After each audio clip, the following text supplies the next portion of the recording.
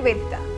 इसी साल 31 अगस्त को कोरोना की चपेट में आने की वजह से देश के पूर्व राष्ट्रपति प्रणब मुखर्जी का निधन हो गया और उनके जाने के बाद अब चर्चा है उनकी किताब द प्रेसिडेंशियल ईयर्स की, जिसका एक अंश अभी हाल ही में सामने आया था, जिसमें प्रणब मुखर्जी ने मनमोहन सिंह और कांग्रेस नेतृत्व पर सवाल उठाए थे, जिससे निश्चित तौर पर राजनीति गरमानी थी और गरमाई भी। ऐसी कि अब पिता की किताब के लिए भाई और बहन आपस में भिड़ गए हैं। जी हाँ, किसी पार्टी के नेता नहीं बल्कि पिता प्रणब मुखर्जी की किताब के लिए उनके बच्चे अभिजीत मुखर्जी और शर्मिष्ठा मुखर्जी आमने सामने आ गए हैं।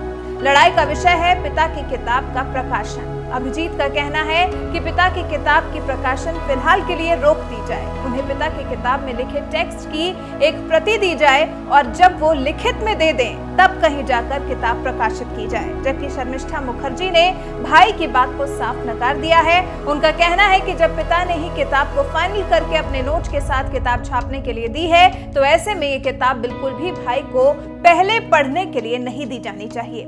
प्रणब मुखर्जी के बेटे अभिजीत मुखर्जी ने किताब के प्रकाशक रूपा बुक्स और इसके प्रमुख कपिश मेहरा को टैग किया है। लिखा है, मैं संस्मरण द प्रेसिडेंशियल ईयर्स के लेखक का बेटा हूं। आपसे अनुरोध है कि किताब का प्रकाशन रोक दीजिए। इसके साथ ही किताब के कुछ हिस्सों को जारी करना बंद कीजिए, जो कि पहले ही मीडिया को दिया जा चुका है। किताब के अंश को बिना मेरी लिखित सहमति के प्रकाशित किया गया है। अभिजीत मुखर्जी ने हाल ही में सामने आए किताब के अंश को राजनीति से प्रेरित बताया है। उन्होंने कहा है कि किताब के जिस हिस्से को मीडिया में जारी किया वो राजनीति से प्रेरित है। रूपा बुक्स को इस मामले में अभिजीत ने औपचारिक पत्र भी लिखा है, जिसमें अभिजीत ने लिखा, मेरे पिता का निधन हो चुका है और मैं उनका बेटा होने के नाते किताब प्रकाशित होने से पहले पूरा टेक्स्ट देखना चाहता हूं। मेरा मानना है कि अगर मेरे पिता जिंदा होते तो वो भी ऐसा ही करते। इसलिए मैं आपसे अनुरोध करता हूं कि जब तक मैं किताब का पूरा हिस्सा ना देख लूं और लिखित सहमति ना दे दूं तब तक नहीं छापें। जबकि प्रणब मुखर्जी की बेटी शर्मिष्ठा मुखर्जी ने भाई की आपत्ति को खारिज कर दिया है।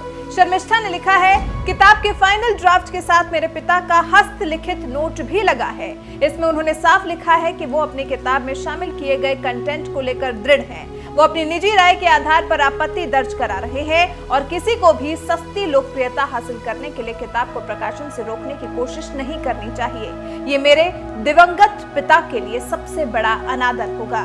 आपको बता दें कि अभी हाल ही में प्रणब मुखर्जी की किताब का जो अंश सामने आया था उसमें प्रणब मुखर्जी 2014 के आम चुनाव में कांग्रेस की हार के लिए कांग्रेस प्रमुख सोनिया गांधी और उस वक्त के प्रधानमंत्री मनमोहन सिंह पर कुछ गंभीर आरोप लगा रहे थे।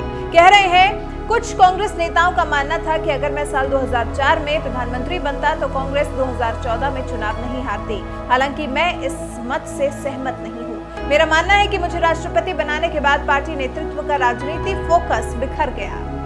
सोनिया गांधी पार्टी को ठीक से हैंडल नहीं कर पा रही थी। दूसरी तरफ मनमोहन सिंह सदन में लंबे समय से गायब रहते थे और सांसदों से उनका संपर्क टूट गया था।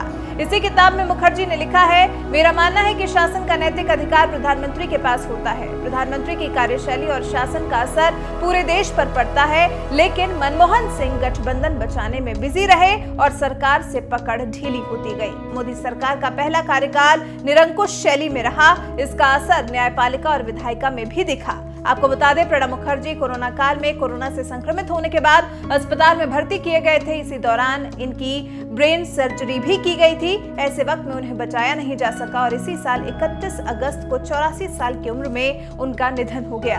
2004 में जब सोनिया गांधी ने प्रधानमंत्री बनने से इनकार कर दिया था तो उम्मीद की जा रही थी कि प्रणब मुखर्जी को पीएम बनाएंगी, लेकिन सोनिया गांधी ने मनमोहन सिंह को पीएम बनाकर सभी को चौंका दिया था, जिस सब का वर्णन प्रणब मुखर्जी ने अपनी किताब में किया है। शायद यही वजह है जो अभिजीत मुखर्जी पिता की किताब में लिखे टेक्स्ट को पब्लिश होने से पहले पढ़ना चाहते हैं और उसमें लिखी चीजों को लेकर शंका व्यक्त करने वाले हैं। वहीं शर्मिष्ठा मुखर्जी पिता की लिखी किताब में उस एक एक शब्द में से कुछ भी नहीं बदलने के लिए पूरी कोशिश कर रही हैं और अपने भाई के ही विरोध में आकर खड़ी हो गई हैं। हालांकि अब देखना दिलचस्प होगा कि इस लड़ाई में विजयी कौन होता है। वैसे आपको क्या लगता है, क्या अभिजीत मुखर्जी का किताब की पिता को छपने से पहले मांगना सही है या फिर यह शर्मिष्ठा मुखर्जी सही है जो अपने पिता के लिखे शब्दों को हूबहू किताब में छपा हुआ देखना चाहती हैं? इस बारे में आप क्या सोचते हैं, हमें जरूर बताएं।